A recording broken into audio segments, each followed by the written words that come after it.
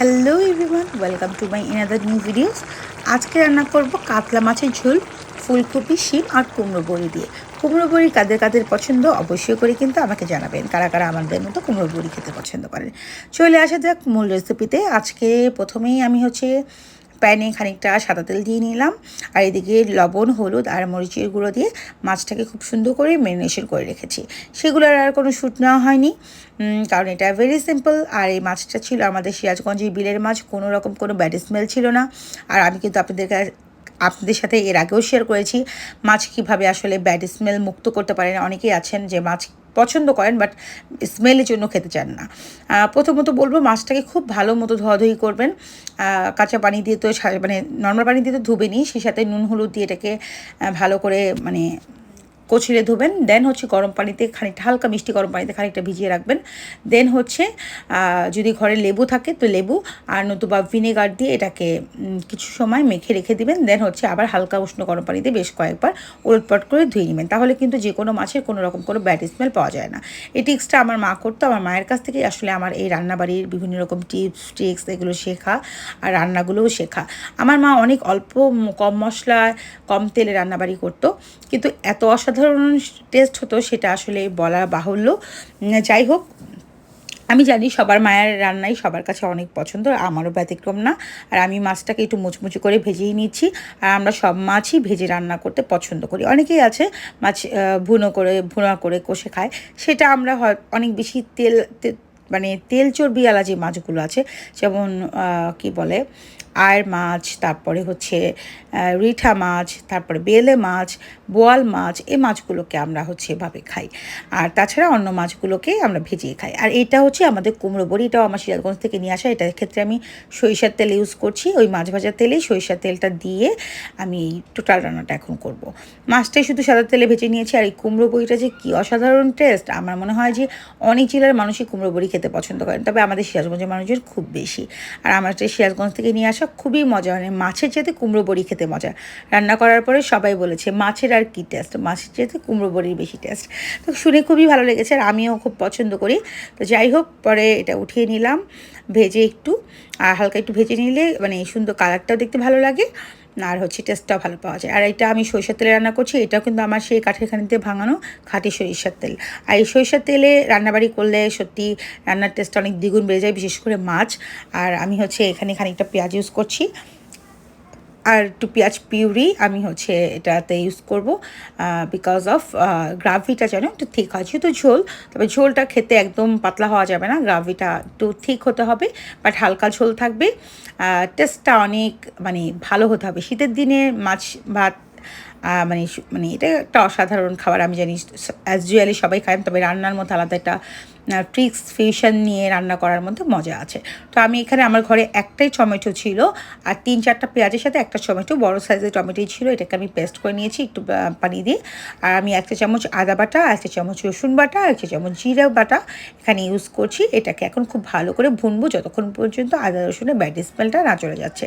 আর মশলা ভুনাভুনির ক্ষেত্রে কিন্তু আপনারা একটু সতর্কতা নিয়েই ভুনবেন, কারণ অনেকেই আছে রান্না করতে গিয়ে ভীষণ তাড়াহুড়ো করেন। রান্না তো সবাই কম বেশি প্রতিদিন করেন, but cooking is the art, এই কথাটা আমি অলওয়েজ বলি। রান্নার মধ্যে ফিউশন নিয়ে আসবেন, সময় নিয়ে ভুনাভুনি করবেন। আর এই পর্যায়ে দিয়ে দিলাম 1 চামচ পরিমাণ ধনে গুঁড়ো, আর 1/2 চামচ পরিমাণ মরিচের গুঁড়ো। আমরা খুব একটা মরিচ পছন্দ, ঝাল খুব একটা খাই না, তবে 4-5টা কাঁচামরিচ ইউজ করেছি। একটুখানি লাল মরিচের গুঁড়ো ইউজ করা হয়েছে, আবার ওদিকে লাল মরিচের গুঁড়ো মাছে ইউজ করা হয়েছে। সো একটু বুঝে শুনে ইউজ করতে হবে। আর এই তো হলুদের গুঁড়ো দিয়ে দিলাম। এগুলো দিয়ে এখন মশলাটাকে সময় নিয়ে কষবো যতক্ষণ পর্যন্ত তেল উপরে উঠে না আসে। এক্ষেত্রে আমরা অল্প একটু পানি দিয়ে আবার একটু ভুনে নিব।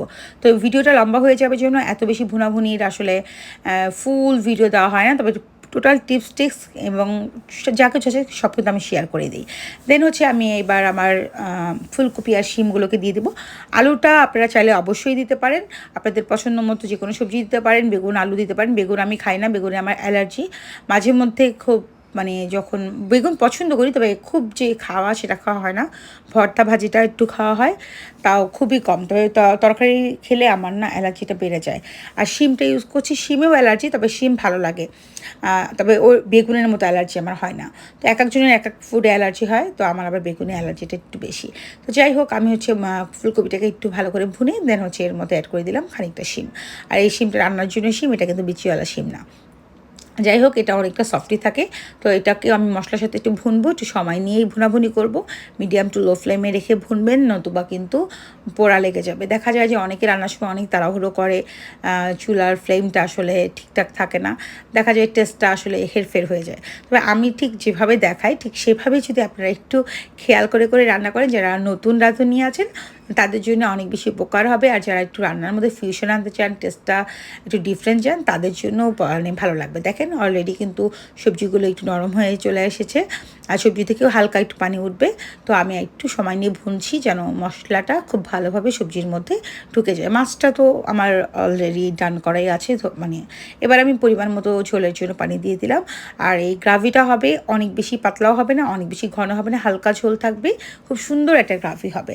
আর কুমড়ো বড়ি কিন্তু এই ঝোলটাকে খানিকটা টেনে নেবে। সো বুঝিয়ে বুঝিয়ে আপনারা পানি দিয়ে মানে আপনাদের পছন্দ মতো ঝোলটা রাখবেন। তবে ঝোলটার গ্রাভি যদি আপনারা একটু বেশি থিক খেতে চান, থিক করে নিতে পারেন। আর যারা একটু পাতলা ঝোল পছন্দ করেন, তারা কিন্তু আর একটু পাতলাও রাখতে পারেন। তবে টমেটো আর পেঁয়াজের পিউরিটা দিলে এটার কালার, টেস্ট সব কিছু বেড়ে যায়। আর আমার কিন্তু সিক্রেট একটা মাছের মশলা আছে, সেটা কিন্তু আমি দিব অবশ্যই। সেটার রেসিপি আপনাদের সাথে শেয়ার করব এবারের মাছের মশলাটা শেষ হওয়ার পরে।